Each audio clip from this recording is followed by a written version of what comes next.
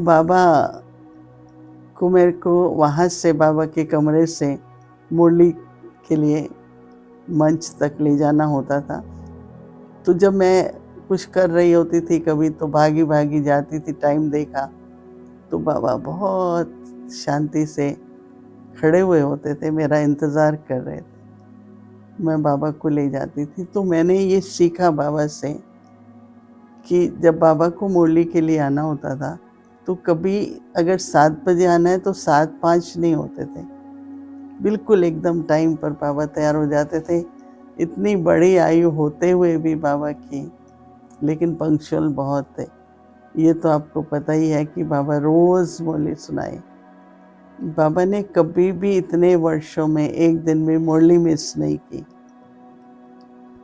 तो ज्ञान को सत्संग की तरह नहीं, पर ज्ञान को स्टडी की तरह, और स्टडी करने में रेगुलर चाहिए, पंक्चुअल चाहिए। तो ये एक ऐसा गुण था बाबा की स्टडी का, जो मैं समझती हूँ हम सभी के अंदर भी होना चाहिए। ब्रह्मा बाबा ने जिस तरह से पवित्रता को अपनाया, एक संकल्प भी पवित्रता के लकीर से बाहर नहीं निकला।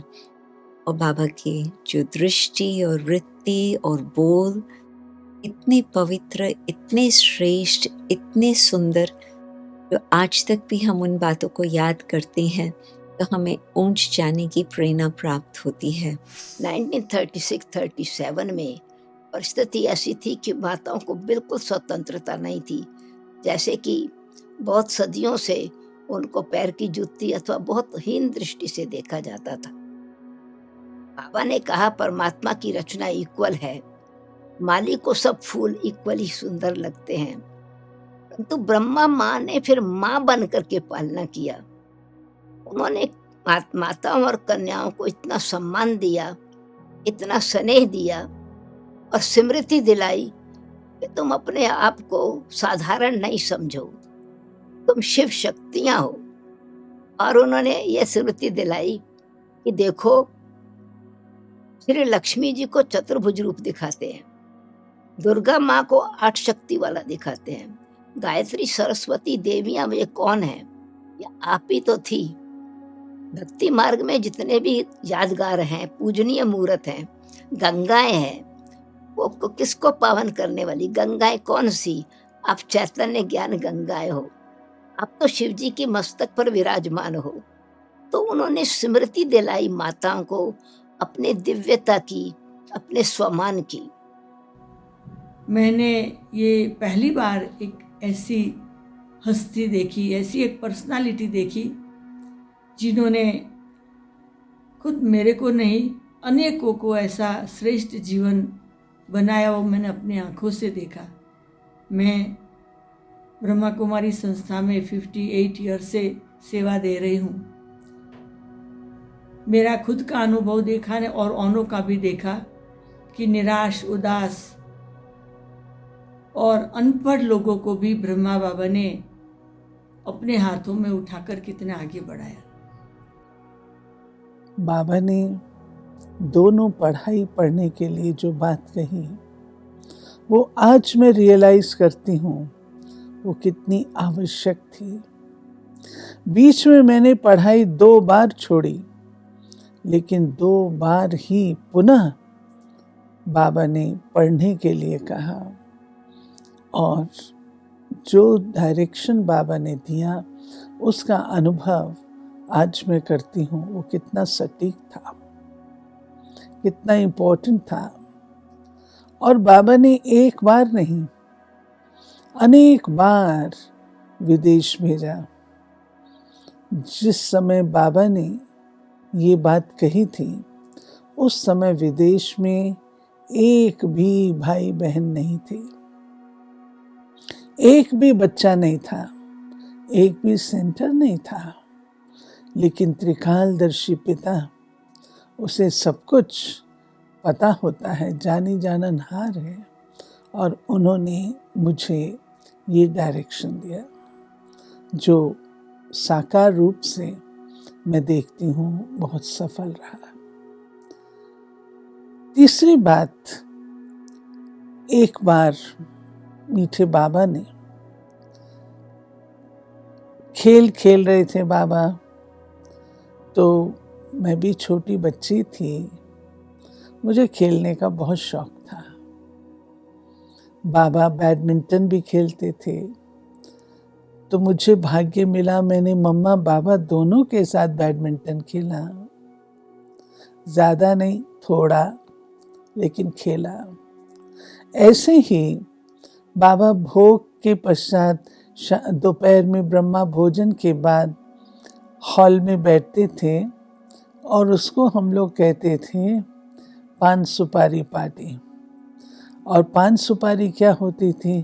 छोटे फल होते थे जो मिलते थे, या थोड़ा सा अंगूर होगा, मौसमी होगी, केला होगा, ये थोड़े से पीस मिलते थे। और बाबा हम बच्चों के साथ बैठ के मुलाकात करते थे। तो बाबा खेल रहे थे, उन दिनों एक कोन होता था, उसमें बॉल डालते थे और प्रेस करते थे उसके लीवर को, तो वो पॉप आउट होकर के आपके कोन में आ जाता था। फिर आप अगर करेंगे दूसरे, तो ऐसे में बाबा के साथ खेल रही थी। और भी सभी थे, बाबा फेंक रहे थे, कईयों के हाथ में कोन था, लेकिन मैंने कोन में बॉल ले ली और फिर बाबा को फेंकी। तो बाबा ने कहा ये बच्ची होशियार है। तो ये एक अंडरलाइन कर गई बात कि बाबा ने ये बात कही मुझे, होशियार है। कभी जीवन में, पुरुषार्थी जीवन में ऊंचाई नीचाई आती है, बाबा की ये शब्द याद आते हैं, नहीं बच्ची होशियार है, और कैसी भी सर्कमस्टेंस हो उसमें से रिगल आउट कर लेना ज्ञान के आधार से, बाबा की मदद से पॉसिबल हो जाता है। पहली मुलाकात में ही मैंने बाबा को देखा और मैं बाबा को गले लग गई और मन ही मन संकल्प कर लिया कि अब मेरी पूरी जीवन यहाँ ही समर्पित करूंगी। बाबा को पहली बार जब मैं मिली तो बाबा ने मुझे कहा, बच्ची तुम अपने जीवन की सारी कहानी बाप को सुना दो। और मैंने भी बाबा को अपने जीवन की सभी घटनाएं और खास करके जो कमी कमजोरियां थी या जो भूलें थी वो सुनाई। सुनने के बाद बाबा ने कहा, बच्ची तुम्हारे द्वारा बहुत बड़ों बड़ों की सेवा होंगी। बाबा के इस कथन के पीछे छुपा हुआ सत्य मुझे बाद में मालूम चला। बड़ों को सच्चाई प्रिय लगती है और मैंने बड़ी निखालसता के साथ मेरे जीवन की हर सच्चाई को भगवान के आगे रखी थी। बाबा से मिलकर के मैंने भगवान को मिलने का पूरा सुख पाया और तब से लेकर के परमात्मा मेरे जीवन साथी हैं और परमात्मा के माध्यम पिता श्री ब्रह्मा बाबा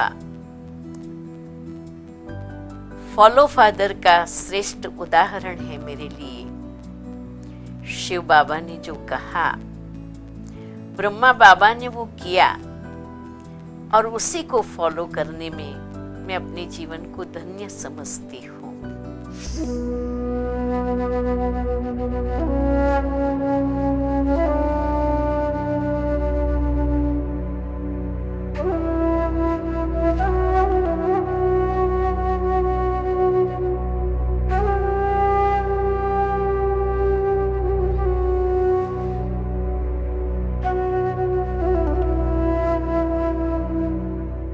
दीदी, हम सभी जानते हैं कि आपने ब्रह्मा बाबा की खूब सारी पालना ली है, तो उन्हीं कुछ सुंदर यादें आपके साथ जो ब्रह्मा बाबा की हों, उससे अपना कोई एक सुंदर अनुभव हम सभी के साथ आप शेयर करें। ओम शांति। मैं 1958 में ज्ञान में आई और साकार बाबा के आरंभ से ही बहुत अच्छे अच्छे अनुभव होते थे। एक बार मेरा बाबा से दिल्ली में मिलना हुआ। उस समय बाबा ने मुझे कहा कि तुम्हें बहुत सेवा करनी है, लेकिन बच्चे होने के कारण वो समझ नहीं पाई। फिर उसके बाद जब माउंट आबू में पहली प्रदर्शनी हुई तो मैं बाबा के पास 2 महीना रही थी और बाबा बहुत ही उमंग उत्साह दिलाते थे। खास करके एक दिन बाबा ने मेरे को पूछा कि बच्ची तुम क्या करोगी। मैंने कहा बाबा मैं तो लौकिक जॉब ही करूँगी, क्योंकि लौकिक जॉब की तरफ इंटरेस्ट था। लेकिन बाबा ने कहा तुम्हें तो विश्व की सेवा करनी है। तो मैं सोच में पड़ गई कि विश्व की सेवा कैसे करनी है। फिर मेरे जाने के बाद 1969 में साकार बाबा अव्यक्त हुए, मेरी लौकिक जॉब लग गई।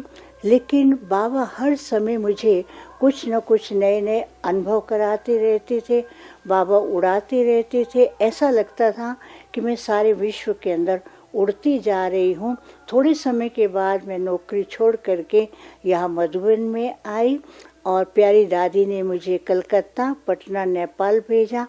लेकिन बाबा का जो शुरू से शुभ संकल्प था कि बच्ची तुम्हें यहाँ रह करके बैठ करके विश्व की सेवा करनी है, तो वो शुभ संकल्प आज मैं देख रही हूँ कैसे बाबा ने उस शुभ संकल्प को साकार किया है। मुझे भी नशा रहता है कि बाबा ने ही हमें चुना है, बाबा कराने वाला है, वो तो कर रहा है, हम तो केवल निमित्त हैं। फिर दूसरी बात बताती बाबा के साथ के तो बहुत अच्छे अनुभव है कि मैं यहाँ मधुबन में रहते हुए कईयों को संकल्प होता था कि इसको सेंटर पर जाके सेवा करनी चाहिए।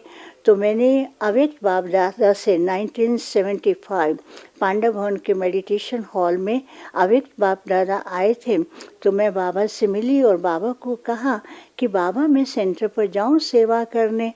तो बाबा मुस्कुराने लगे। बाबा ने कहा कि बाप जानता है कि तुम्हें यहाँ क्यों रखा है, बाबा का कार्य है, बाबा ही जानता है। बाबा ने कहा कभी भी किसी की बातों पे ध्यान नहीं देना। जैसे दुनिया में कोई पॉलिटिक्स में होता है, कभी कुछ किसके लिए कभी कुछ किसके लिए बोलेंगे। तुम आगे बढ़ोगी तो कहेंगे तो अभी आगे बढ़ रही है, पीछे हटोगी तो कहेंगे पीछे हट रही है, साइड में जाओगी तो कहेंगे साइड में जा रही है। तो बाबा ने कहा कि अगर दूसरों की मत पर अपनी स्थिति बनाए, वो स्थिति डामाडोल रहेगी और अपनी स्थिति ऐसे हो जाएगी पारे की तरह। जैसे किसी ने महिमा किया तो एकदम ऊपर और किसी ने नहीं किया तो एकदम नीचे। तो बाबा ने कहा कि बाबा ही जानता है कि बाप को क्या कार्य कराना है। और बाबा के साथ जब मैं साकार में रही तो हर रोज़ रात को बाबा से मिलते थे, क्योंकि मैं मनोहर दादी के साथ यहाँ पर आई थी और हर रोज़ वहाँ प्रदर्शनी में जाते थे और बाबा को रोज़ रात को समाचार सुनाते थे।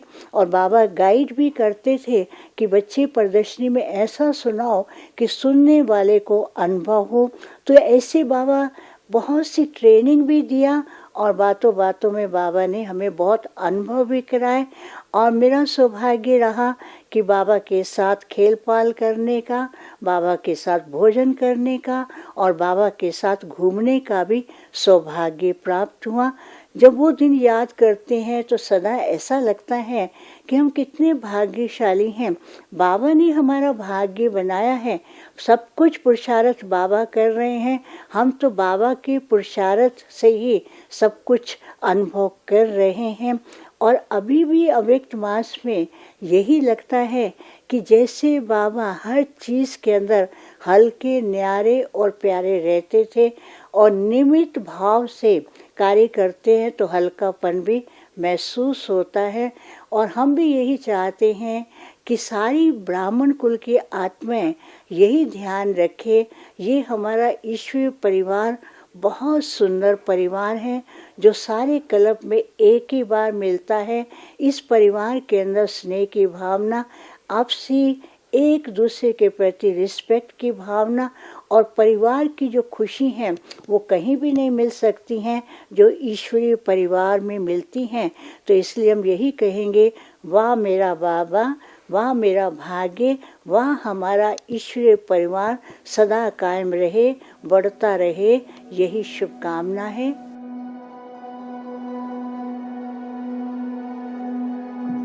ओम शांति दीदी। जैसे कि हम सभी जानते हैं कि साकार बाबा के साथ के आपके कई अनुभव हैं, बहुत पालना आपने बाबा से ली है, तो दीदी कोई ऐसा बाबा के साथ का कोई सुंदर अनुभव जिसने एक अमिट छाप आपके दिल पर छोड़ी हो?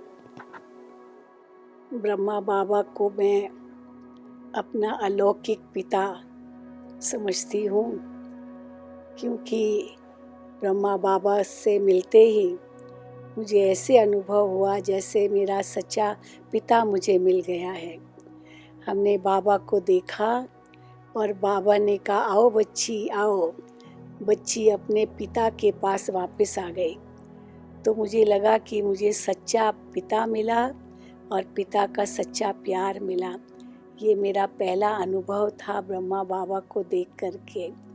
और फिर तो ये मुंबई में मुझे अनुभव हुआ जब बाबा मुंबई में आए थे। मैं बहुत छोटी थी, करीब 12-13 साल की थी। फिर मैं मधुबन में आई और मधुबन में बाबा से मिली, तो बाबा के साथ हर एक्टिविटी में भाग लिया। बाबा क्रिकेट खेलते थे, बैडमिंटन खेलते थे, तो बच्चों को भी कहते थे कि बच्चे आओ खेलो, लेकिन बाबा हमेशा जीतते थे। इतने बाबा स्ट्रॉन्ग हैंड्स थे उनके। तो हमें अच्छा लगता था कि बाबा कैसे एक अच्छे स्पोर्ट्समैन भी है। और फिर बाबा के साथ भोजन भी किया, बाबा के साथ हमने झूले में भी झूले। तो बाबा जब झूले में बैठे और हमारे साथ मेरी लौकिक माँ थी, तो मैं और बाबा और फिर मेरी मदर दूसरे तरफ। तो बाबा ने मेरे से पूछा, बच्ची तुम किसके साथ झूला झूल रही हो? मैं करीब 13-14 साल की थी। किसके साथ झूला झूल रही हो? तो मैंने कहा बाबा के साथ। तो फिर बाबा ने मेरे से फिर पूछा, और किसके साथ? तो मैंने कहा बाबा मेरी लौकिक माँ है उनके साथ। और किसके साथ? अब और तो कोई था ही नहीं झूले पर, आसपास देख रही थी और तो कोई नहीं है। और बाबा पूछते और किसके साथ? और किसके साथ? तो मैं तो आश्चर्य खाया कि बाबा ये क्यों पूछ रहे हैं।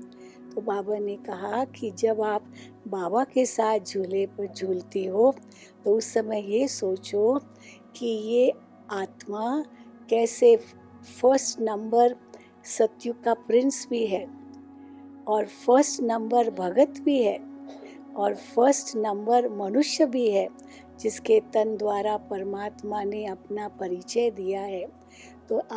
तो मैं ऐसे हस्ती के साथ झूले पर झूल रही हूँ।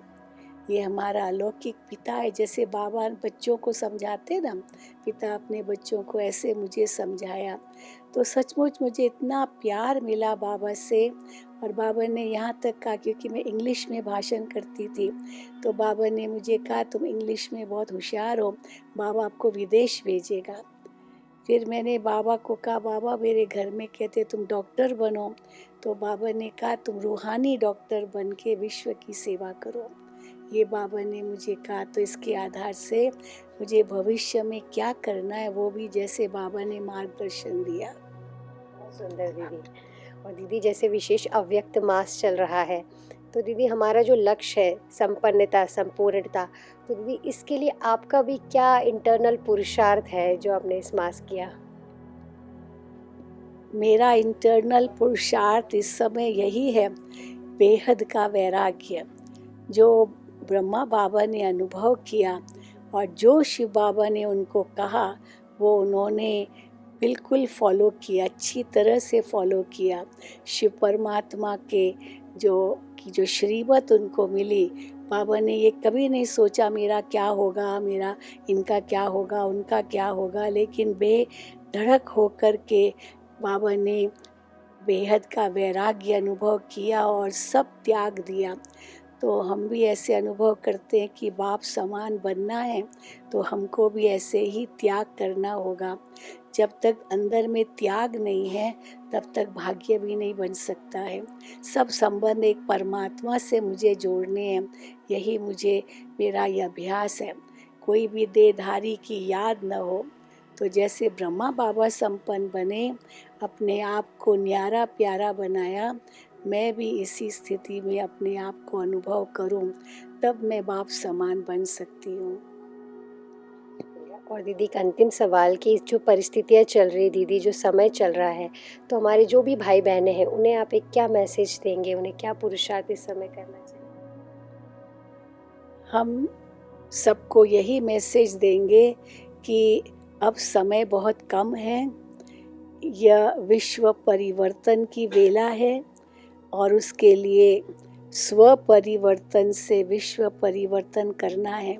तो खुद को बदलना है, मेरे अंदर जो कमियां हैं, कमज़ोरियां हैं, कोई भी अवगुण है, उन सबको निकालना है और अपने आप को साफ स्वच्छ बनाना है।